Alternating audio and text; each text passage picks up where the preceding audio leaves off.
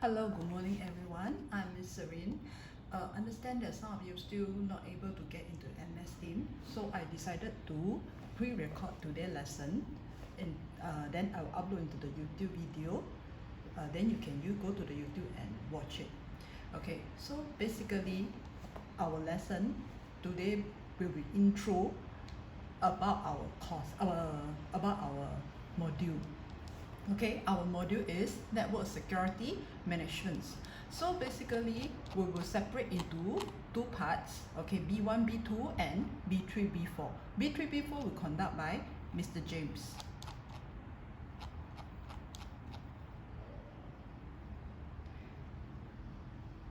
Okay, as you can see that this is the overall of the management network security. They have four parts: B1, B2, B3, B4. B1 consists of subtask 1, 2, and 3. Subtask 1, you will configure a network security according to the specifications. Subtask 2 will be implement access control list. Okay,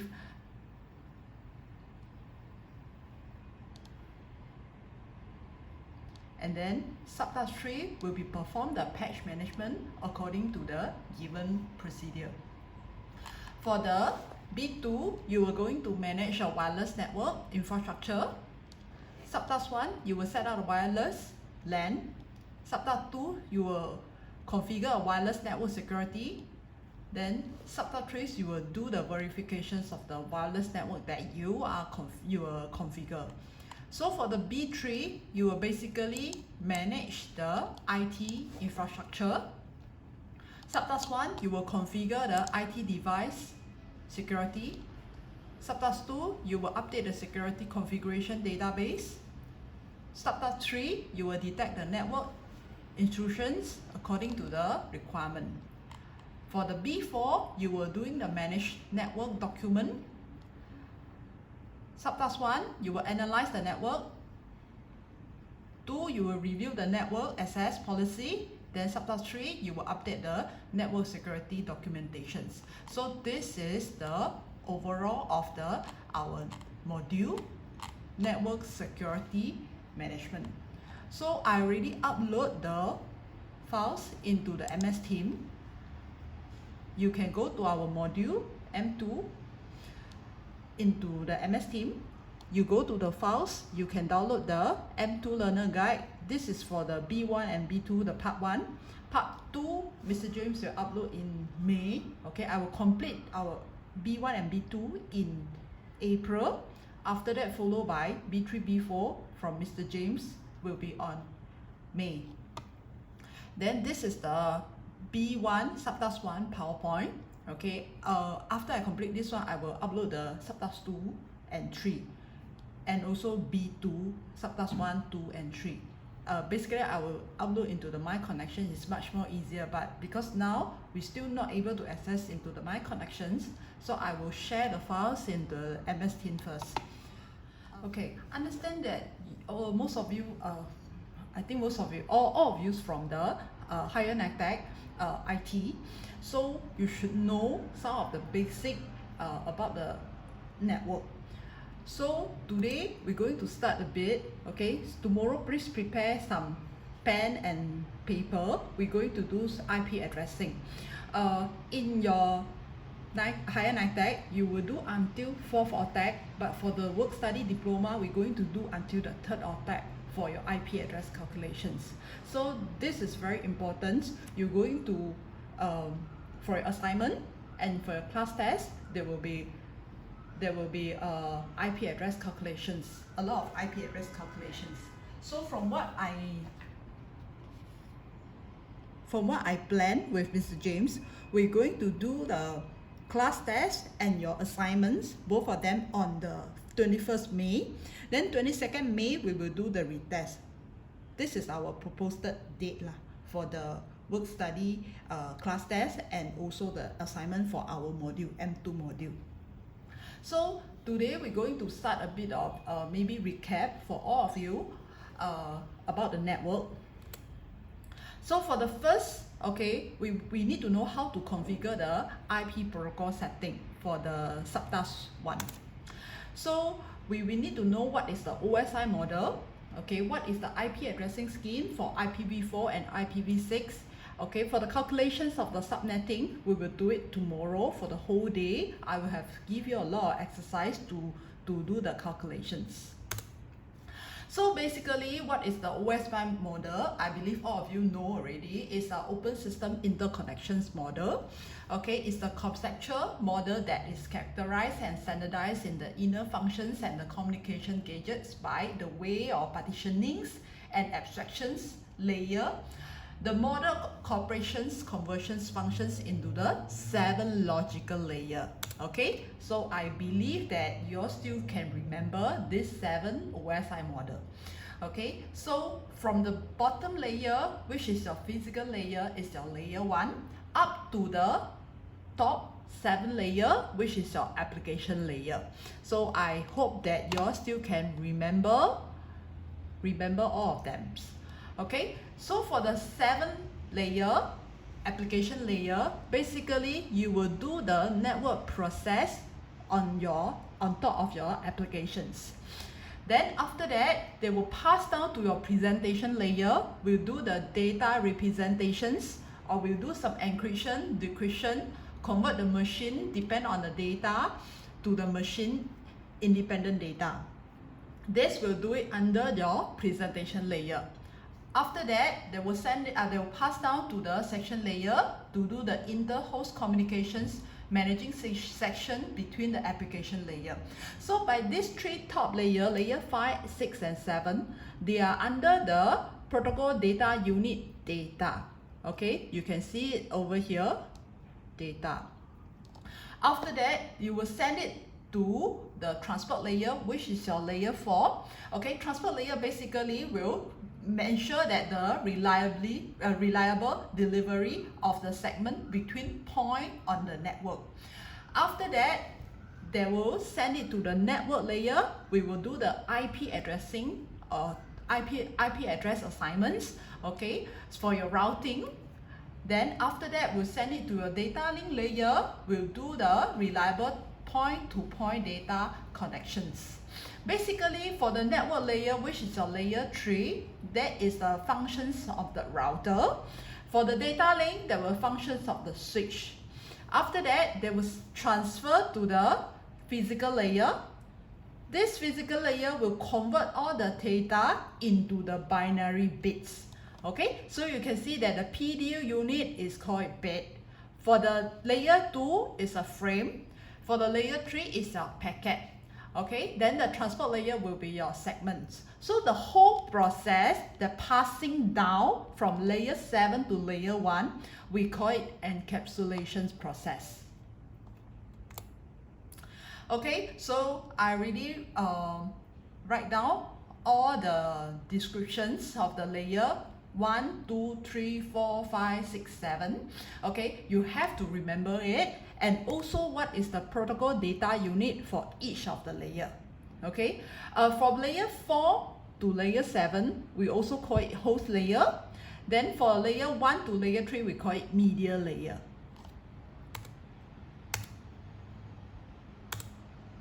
So what is the benefit of using a layer model? Basically, they will assist in a protocol design, because protocol that operate in a specific layer have defined informations that they would add according to a defined interface on the layer above and below.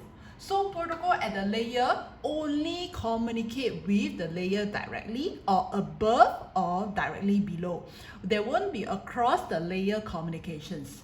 So because a lot of different company, they want to come out the different product from the vendor so that they can work out together to come out the same protocol with the design of the device. So we want to prevent the technology of the capability of change in one layer from affecting from other layer and above and below. Okay, so the last thing is we want to provide the common language to describe the network functions and the capability. So this is the benefit of using the layer model. So for the IP addressing scheme, right, you know that I believe most of you from the all of you from the higher NITEC. So you should know that the IPv4 we have 32 bits. Okay, so basically they will make out of the network portion and whole portion. So you can see from the diagram we have two portions. One is the network, one is the host portion. Okay, total add up together we have 32 bits. Okay, so you want to determine what is the network portion and host portion, you need something called subnet mask. Okay, so I hope that you all can remember this subnet mask. So for the network and host portion, how you identify them? Basically, just now I mentioned, you need a subnet mask. And you need something called ending operations. Okay, so I given you an IP address. Example for this one, 192.168.10.10. You need to end with the subnet mask. Okay, so when you want to do the ending process, you must change it from the decimal into the binary value. Okay, so you need to convert 192 to binary, you need to convert 166 to binary, you need to convert 10 to binary. Tomorrow I will going to teach you the simplest way to convert from the decimal to binary to decimal, the simplest way. And then I will tell you what is the easier method to do the calculations for the subnetting for your IP address. After you do the AND operations, okay, 1 and 1 you will get 1, 1 and 1 you will get 1, 0 and with 1, like 0 times 1, you will get 0. So after you do the AND process, then you will get your network address. Okay, so from here you can see that the 1 indicate in your subnet mask, that will be your network portion. Those that in 0, they will indicate that is the host portions. So actually subnet mask is same as your prefix. It's another name. Basically the prefix length is the less cucumber method is used to identify your subnet mask address. Okay, so the prefix length is the number of bits set into 1 in the subnet mask. Then they will write down in the slash notations. So from here you look at this one, 255.0.0. After you convert into the binary bit, you will total 8s of 1. You have 24 of 0. So you count number of 1, you will get slash 8. Number of 1 is 8, right? So you put slash 8. So is your prefix length. So another example, 255.192. You got how many? 8 plus 8 plus 8 plus 2. So 24 plus 2 is 26. So you will get slash 26. So this will be your prefix length. Okay, so you know that prefix length and the subnet mask is the same. Just they will present into the different way. So now you want to determine the network logic. So just now I mentioned, you want to know the network, right? You need to do the AND process. So AND process, look at here. 1 and 1, you will get 1. 0 and with 1, you will get with 0. 1 and with 0, you will get with 0. 0 and with 0, you will get 0. Okay, so 1 is true, 0 is false. Okay, so you look at this is the ending process, just now I mentioned. After you do the AND process, you will get the IP address. So from here, I want to mention again, subnet mask is very important. It helps you determine where is the host portion, where is the network portion, and where is the host portion, and they also help you to determine what is your network address. Okay, so later I will mention it again. Then for the network, I believe you all also know that what is the host, what is the network host address, network address, and your broadcast address. This tricks address is very important. You must know how to find, because will come out in your practical assignment and also in your class test, even in your IA exam. You need to calculate your broadcast address, whole address, and your network address. So this one I will come out a worksheet for you guys. Maybe tomorrow we will do it together. So always remember, your broadcast address is all your host address, host portion will be all one. Your network address is the host portions, all is 0. Okay, so from here you can see that this one all 0, this will be your network address. Your broadcast address, you can see that all is 1. So this will be your broadcast address. So we have a network address, broadcast address, and in between will be your host address. The first address, you are able to use it, so it's your first address. So 0000001. So the last address will be your 1111110. So this will be your last address. Not always be your last address is 254. You have to depend on your subnet mask. Okay, so remember, not always your first address is 1, last address is 254. Okay, you not always be your network address is 0 and broadcast address is 255. So tomorrow we will do the calculations.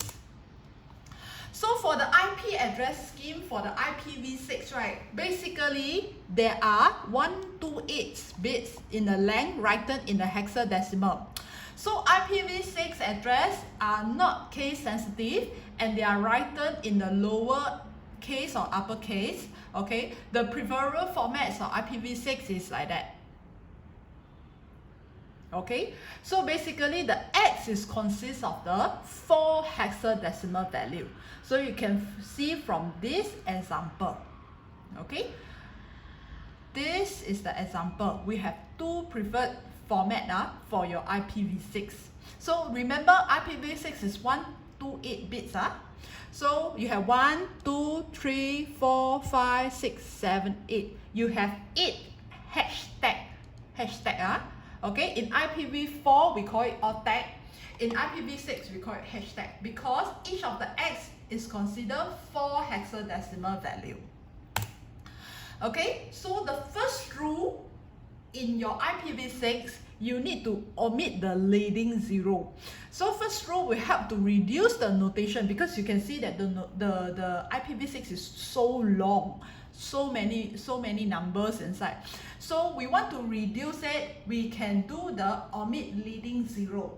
So we omit any leading 0. Let's say example 01AB. Okay, we can use 1AB to represent. 09F0, we can put 9F0. We cannot omit the 0 behind, okay, because this is the value. But in front of the 0, we can omit it. Like example 0A00, we can put it at A00. 00AB, we can put it at AB. So this is the first rule. If you want to reduce the notations of IPv6, right, first rule, you have to omit the leading 0. Okay, after that, okay, this rule is only applied to leading 0, not trailing 0. Trailing is behind. Okay, otherwise your address will be ambiguous. So you can see that this is the example. Okay, so every ottag you must use one of the 0 to represent. Okay, so this is the first rule. Second rule is if you have the double colons, okay, a double colons can replace any single or contiguous string of 1 or more 16 hashtag consists of all 0.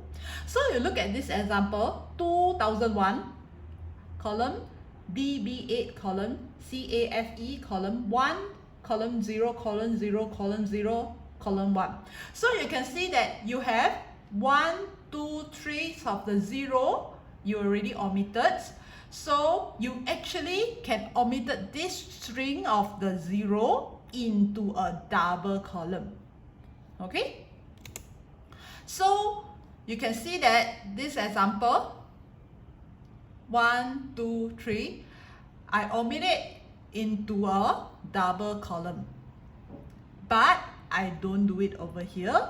It's because these double columns you only allowed to use once within an IP address. Once. Okay? You are not allowed to use twice. So you only allowed to use once. So you look at this, my compressed IP address, you have this. Okay? So for the IPv6 prefix length, okay, so the prefix length basically is a slash notation, same as your IPv4. They will indicate in the network portions of the IPv6. Then the IPv6 prefix length can be the range of 0 to 128 because we have 128 bits, right? But the recommendations of the IPv6 prefix length for the length, the most type is /64. Okay, so you can see that we usually will split into the half. Okay, the first 64 we will do it for the prefix, then the last 64 we will do it for the interface. Okay, so this is the IPv6. So for the reason into the subnetting, because the large of the network is needed to be segmented into the smaller sub network and creating the smaller group of the device and the service into order. So we need to control the traffic by containing the broadcast traffic within the subnet.